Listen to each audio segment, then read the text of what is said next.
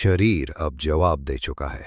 हड्डियां उभर आई हैं, हर सांस दर्द बन चुकी है। लेकिन एक माँ अभी हार नहीं मान सकती, क्योंकि उसके बच्चे अभी इतने बड़े नहीं हुए कि इस बेरहम जंगल में अकेले जी सकें।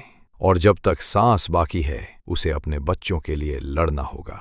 आखिरी शिकार मौत से सिर्फ 5 दिन पहले इस बीमार बाघिन ने अपने ही आकार के एक मगरमच्छ का शिकार किया था। वो उसका आखिरी शिकार था, आखिरी जंग। फॉरेस्ट अधिकारियों ने इलाज की कोशिश की, लेकिन जांच में पता चला उसे बोन कैंसर था। डॉक्टरों ने कह दिया था उसके पास ज्यादा वक्त नहीं बचा। माँ की ताकत, लेकिन एक माँ की ममता के आगे बीमारी भी हार मान जाती है। एरोहेड पूरे 2 साल तक मौत से लड़ती रही, दर्द में भी शिकार करती रही, अपने बच्चों को खिलाती रही। कई बार वो जंगल में गायब हुई, लोगों ने उसे मरा हुआ मान लिया, लेकिन हर बार वो शिकार लेकर अपने बच्चों के पास लौट आई। रणथंभौर की रानी उसका नाम था, एरोहेड, रणथंभौर की झीलों की रानी। अब उसके बच्चे बड़े हो चुके थे, ताकतवर और आत्मनिर्भर।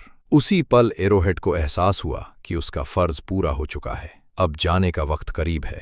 आखिरी मुलाकात कमजोर कदमों से चलते हुए वो अपनी पुरानी झील के किनारे पहुंची।